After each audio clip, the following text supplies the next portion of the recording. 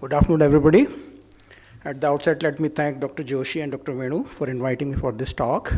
The talk was Rehabilitation in Neuromuscular Disorder, which was the talk given by my colleague, Dr. Naveen, last year. So I thought, let's go more homogeneous. Although the topic which I have chosen is again a heterogeneous disorder, but I thought let's bring more homogeneity into the topic. So I'll be focusing my talk only on limb girdle muscular dystrophy and the rehabilitation, right? So this was the dictate of Dr. Joshi 48 hours ago. Please put your first slide as biography. So I'm Anupam, working in NIMHANS, Bangalore. So right, start LGMD. So the outline of the presentation would be like classification of myopathies and muscular dystrophies, then LGMDs, types and key clinical features of all the LGMDs, their diagnosis, management, and the last, rehabilitation. So if you classify the primary muscle disease, you can classify them as acquired or hereditary. Acquired inflammatory myopathies like dermatomyositis, polymyositis. Infective, less commonly seen by us. Toxic, we see steroid-induced myopathies, and then associated with the systemic disorders like porphyria, diabetes, hypothyroidism, etc. The hereditary myopathies are like muscular dystrophies, which we'll be focusing, and of course we'll be talking about the LGMD, not the facioscapulomuscular dystrophies or DMDs. There could be congenital, metabolic, and mitochondrial. It's struggling to. Right. So starting with the limb girdle muscular dystrophies, these are the hereditary myopathies characterized by predominantly proximal muscle weakness involving the girdles like pelvic girdle or the shoulder girdle. These are heterogeneous, which may occur at any age of life, starting from first decade to the adulthood. And you can classify them into two. LGMDs are like LGMD1 means they are autosomal dominant. LGMD2 are like autosomal recessive. So we know 32 subtypes known so far, but this is a very old slide. Probably there could be some more. Their incidence of LGMD, it's 1 per 1 lakh population, which is very less as compared to DMD, which you see probably 1 in 3,500 persons. Their prevalence is, it varies from 14,000 to 45,000, 1 person in this population. Predominantly autosomal recessive. 90% of the LGMDs are autosomal recessive, 10% are autosomal dominant, but Western literature suggests, this particular study suggests 86% are autosomal recessive and 14% are dominant. The clinical features, of course, as the name girdle muscle suggests, so the girdle muscle involvement will be there, either pelvic girdle muscles or the shoulder girdle muscles. Respiratory compromise you will find in most of these patients, especially towards the late stage of the illness. Cardiomyopathy and cardiac arrhythmias, which are more common in autosomal dominant, but sarcoglycanopathies among the autosomal recessive, you will find associated cardiac issues. Scapular winging you will see in most of these patients. Calf hypertrophy, rigid spine and scoliosis, especially in autosomal dominant, and limb contractures also, which may occur in any LGMD during the later stage, right? So this is the evaluation algorithm. I have taken it from Dr. Khadilkar. As you know, he is the leading clinician in the neuromuscular disorder in India. So autosomal recessive inheritance, if the patients are having autosomal abdominal hernias, weakness in the hamstrings, winging of scapular border, medial scapular border, but no facial weakness, no neck muscle weakness, then probably your diagnosis is calpain deficiency, which is the most common autosomal recessive LGMD. If the patient is having proximal weakness in lower limbs with weakness in gastrosoleus, it could be dysphaldinopathy, and dysphaldinopathy, we will see there is a variant where distal involvement is there, which we call as the Miyoshi myopathy.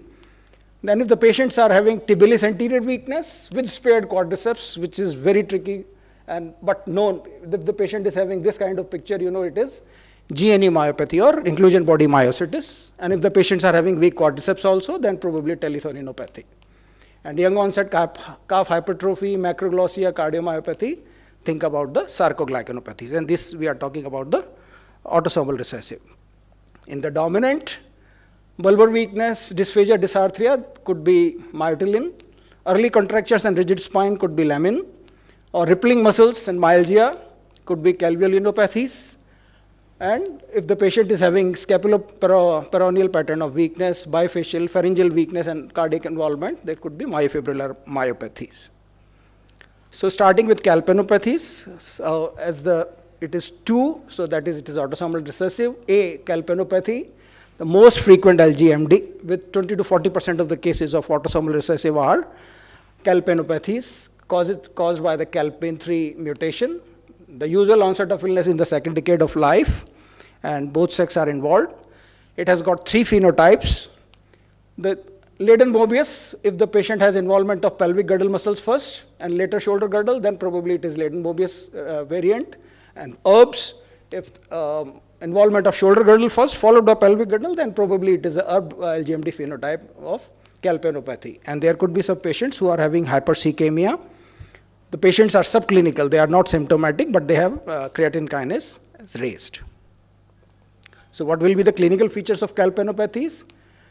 Pelvic and shoulder girdle muscle involvement, but again remember sparing of facial and neck muscles in this LGMD. Prominent scapular winging, as you can see in this picture.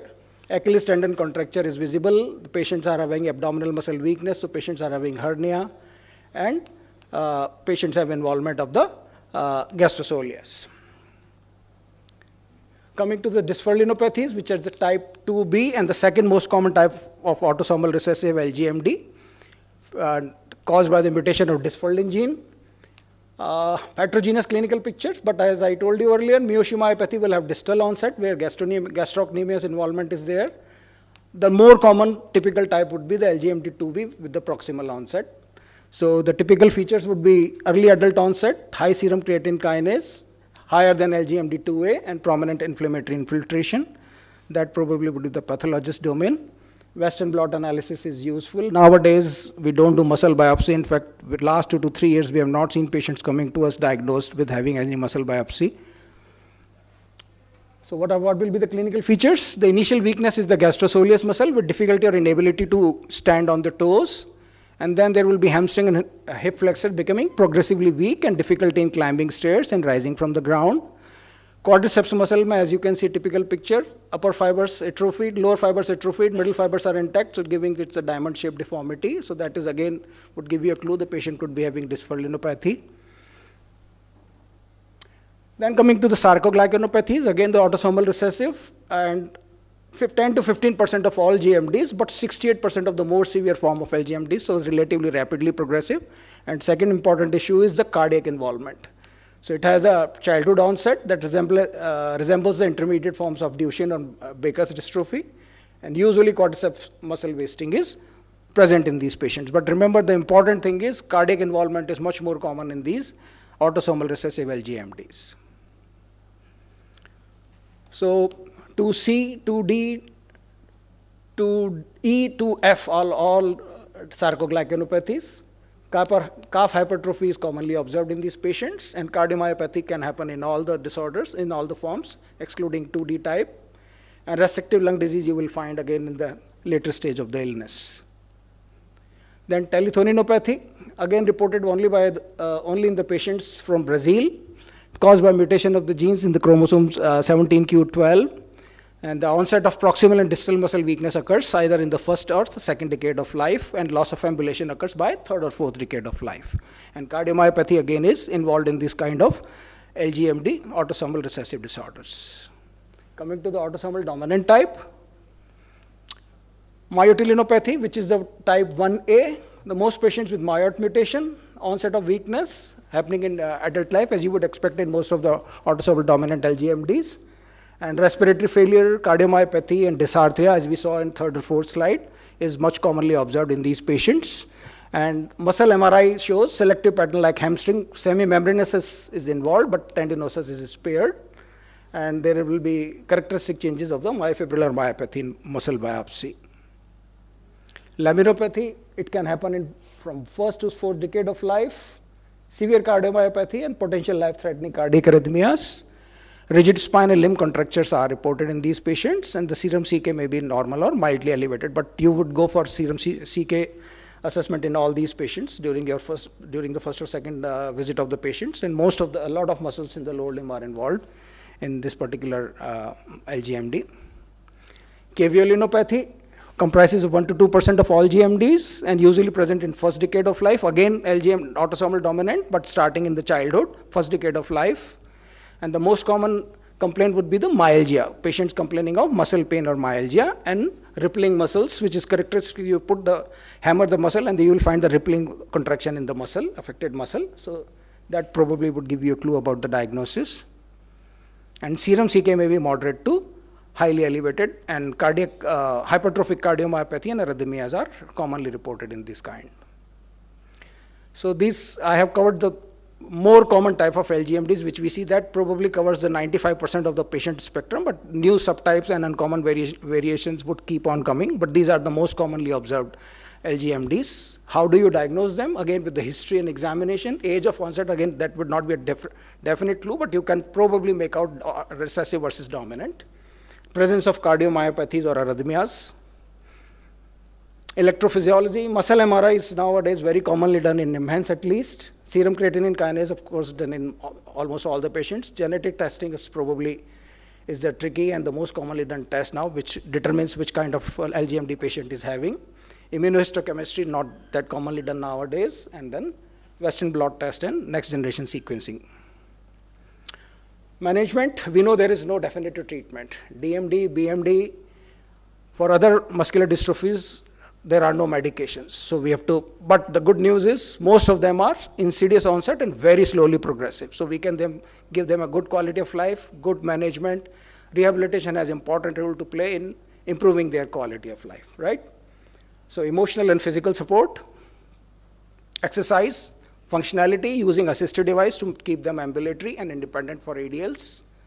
Steroids are tried in some, and next slide we will discuss some of the trials which have been done with the LGMD patients, successful or partially successful. Surgical intervention can be done in these patients, especially the patients are having TA tightness. You know the illness is very slowly progressive. You can just correct the contracture so that the patients can walk normally. In fact, during our earlier days in NIMHANS, out of our enthusiasm, we have operated a lot of DMD patients also to make them ambulatory for 1 or 2 years extra. So that can be done. So pharmacotherapy, some of the drug trials like dantrolene sodium, Dr. Matthew was just talking about dantrolene sodium not available, but I think during our initial days, I've seen our neurology colleagues have used dantrolene sodium, but deliberately it was discarded in spasticity management because it causes generalized relaxation and drowsiness in the patients. So our ex-director, Dr. Satish Chandra, used to use it. I don't know where from he got the medications, but we have tried a trial of dantrolene sodium in patients with spasticity and discarded it, probably shifted to baclofen and tizanidine. So that dantrolene sodium reduces muscle pain in sarcoglycanopathy. So some studies have used this dantrolene sodium with sarcoglycanopathies. Then monoclonal antibodies like rituximab has been used in some studies, and the use of intravenous immunoglobulins in cases of dysphorinopathies. Vitamin D has been shown to improve, again, dysphorinopathy. Some studies have given trial of vitamin D3. Deflazacort, which is very commonly used in DMD and BMD patients, but this trial has been given in patients with sarcoglycanopathy and dysphorinopathies, and lisinopril. Cardiac evaluation is important, like ventricular tachycardia, congestive heart failure, cardiomyopathies has been reported in these patients. Pulmonary complications, again reported in some myopathies, muscular dystrophies. But usually most of the patients, when the patients develop weakness, so they would develop some respiratory compromise. So how to detect it? Probably once you know the diagnosis, start doing the pulmonary function test periodically, say after every 6 months or 1 year, so that you know how much the patient is compromised in terms of respiratory function. And non-invasive pulmonary ventilation, and if that is also not working, patients probably would be requiring ventilatory support. Right? So spine deformities have been reported, as I told you, in some autosomal dominant LGMDs, and like scoliosis, kyphosis, lumbar lordosis, rigid spine have been reported, and that would cause the patient discomfort, functional impairment, interfering with the gait, ADLs, and pulmonary functions. So management strategies probably would be scoliosis starts, you have to do the serial X-rays again. And if the corpse angle is more than 50 degrees, you can refer the patient to your neurosurgery or orthopedic colleagues who are well versed with the surgeries, who can do the corrections. And the goals of the surgery would be to improve the patient's sitting balance, facilitating nursing, wheelchair use, or respiratory function. A lot of scales are there. This particular scale I have chosen because we are doing one big multicentric trial with DMD patients, not star assessment scale, which is more commonly used in DMD, but you can use this patient in LGMD. So it has got some 13 domains, like patient's ability to stand, walk, stand up from the chair, stand up on one leg, then on the other leg, climbing up, climbing down, and getting up from sitting, rising from the floor, lifting head. So you can just enumerate all these items and just see how much, probably it will give you idea how much the patient is worsening or not worsening with your intervention. Then coming to the rehabilitation part, as with most of the other illnesses, you need a comprehensive team, including clinician or the physiatrist and your therapy team. This is an interesting slide, muscle damage with exercise in LGMD. So this talks about what could be the causes for muscle damage in LGMD. And so they say that it could be metabolic, hypoxic or ischemic causes, or it could be mechanical causes because of the overload on the muscle fibers, inappropriate balance of muscle exercise variables, especially when patients are doing eccentric exercises, that is more detrimental and will cause more rapid damage to the muscle membrane and eventually would cause more loss of power in the muscles. So what do these metabolic or mechanical issues cause? They cause secondary disruption of the sarcomere Z lines and plasma membrane. Muscle is damaged and there is more release of creatine kinase and lactic dehydrogenase. Then coming to the role of therapies, occupational therapy, of course, that will help in improving the functional independence of the patients and promoting both the basic as well as the instrumental ADL of the patients. So occupational therapy has an important role to play. Some of the things which your occupational therapist can issue, like disability-friendly clothing, using the Velcro instead of using the buttons or the zips. Modifications are very important, teaching the patients transfers from the wheelchair to the toilet, toilet to the wheelchair, commode chairs, adaptive devices. This probably not necessarily for the LGMD, more for the SMA kind of patients or DMD. Physiotherapy will have important role to play in improving the gross motor control, the strengthening exercises, the endurance, and the traditional exercises, ambulation and gait. Orthotic management, of course, is very important to keep the patient mobile, preventing the contractures and keeping the patient, making the patient walk with the help of splints and assistive devices. And some wheelchairs, which could be manual, which could be motorized wheelchairs during the end stage. And the walking aids, like the canes and the walkers and the crutches. Let's see some of the studies. Most of the studies, rehabilitation studies, are either having very small sample size or very few studies with LGMD. Most of the studies are focused on DMD and Becker's muscular dystrophy. So I could find, and all these studies have very small sample size, as you will see. So I'll not go into the details, like see this study, low intensity resistance training, which of course we want to discourage, but this particular study found usefulness of resistance exercises in LGMD patients. So they had some 8 patients, mean age of 37 years, and the ambulation with mean symptoms of 13 years, 6 months training for knee extensors and elbow flexors, 2 sessions per week for 72 sessions. And authors reported significant improvement in both the knee extensors and elbow flexion in patients after 6 months training. High resistance training may, of course, they increase the frequency from 2 sessions per week to 3 sessions per week. And for 12 weeks, 36 sessions, but authors reported strengthening of elbow flexors, knee extensors, and ankle plantar flexors. I think the authors reported improvement in wrist flexors and extensors. Yeah, wrist flexors and extensors after 12 weeks of training program. So their conclusion was recent training, resistance training improves the muscle strength and endurance in patients with LGMD and should be recommended. I'm not sure. Then the endurance training part, of course, endurance training is good for all these patients. This study had 9 patients with LGMD, mean age of 42 years, and stationary cycle ergometer for 12 weeks, and 50 sessions of 30 minutes each. And they reported good compliance, training improved VO2 max, and plasma CK level increased, that probably because of their muscle damage, and improved physical endurance and leg muscle strength and walking after the study was completed. This is another study, effect of electrical stimulation and exercise therapy in patients with limb girdle. It had 24 relatively better sample size, 24 LGMD patients. 11 patients received electrical stimulation on deltoid and quadriceps. An exercise therapy group consisting of bilateral progressive resistance exercise, again deltoid and quadriceps. They were given 3 sessions per week for 8 weeks, and they observed deltoid muscle strength was observed to be higher in electrical stimulation group, and quadriceps muscle strength improved in both the groups, but no between the group difference. And electrical stimulation group patient showed more recovery in muscle strength, endurance, and timed performance tests, timed up and go, 10-meter walk, 6-meter, all those tests. This study was, again, it looks like a pilot study done with the hybrid exoskeletal orthosis. 3 patients who were trained for 8 weeks, 3 sessions per week, and outcome measures were 10 meters, 6-minute and tug test, and the authors reported improvement in 10-meter walk test in tug 6 weeks after the training was completed with no adverse effect. Then efficacy of muscle exercise in patients. This is a review article.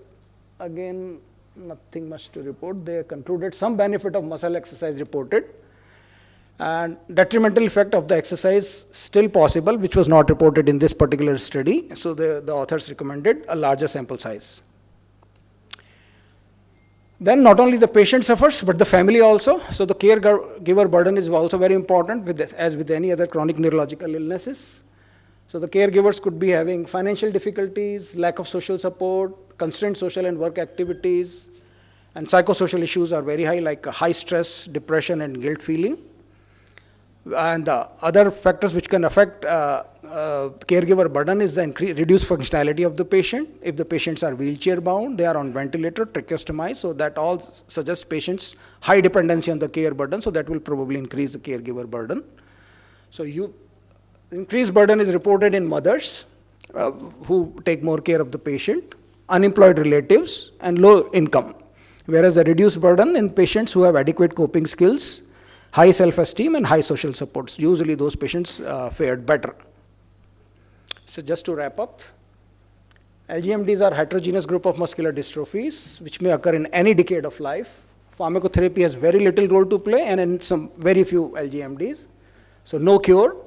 Long-term multidisciplinary rehabilitation is required by most of the patients, and improving quality of life and keeping them functional for as long as possible are among the important goals. Thank you. But I'll take 2 more minutes. So guys, all of you are invited. As you know, we are organizing the next national conference, 53rd National Conference, which is going to take place in the Men's Convention Center from 29 January to 1st February. So please start registering. Probably in the next 48 hours, our website will go live, so you can start registering. Please come in big number. So these are the workshops which have already been confirmed. Botulinum toxin in upper limb and lower limb. Transcranial magnetic, I saw some discussion 3 or 4 months ago in our group. A lot of people were looking for transcranial magnetic stimulation information, so we thought it's the right time to have a workshop on this. So there will be a workshop on RTMS, multisensory stimulation and tracheostomy care, disability assessment, aphasia, cognitive assessment and retraining, and research methodology. So these are the workshops which have been finalized already. And this is the link. You can click on it, and please do register and come in large number. Thank you. Thank you so much, sir. Yet another informative session. Thank you for covering such a vast topic in a short span of time. You are running an MD course in PMR, and you said you have not done muscle biopsy for the last 5 years. 2 to 3 years, yeah. We have not okay, seen. so what is the message you want to convey? Do you have a better alternatives of muscle biopsy? See, they're doing, yeah. We are not doing. Even earlier, PMRians were not doing the muscle biopsy. The muscle biopsy is done by the people from neurology who have the responsibility to diagnose. Earlier, all our patients would come with a scar, having over the thigh or the biceps, doing the muscle biopsy and doing the diagnosis. Nowadays, I have seen they are doing the blood testing, next generation sequencing. MRI is done in all patients, all myopathy, and this is all done by neurologists. So the diagnosis domain has shifted from doing the biopsy, now they have shifted to the more advanced techniques. So that is the reason probably we don't see the scar mark in the recently diagnosed patients of muscular dystrophies, including LGMDs. That's what I was trying to highlight.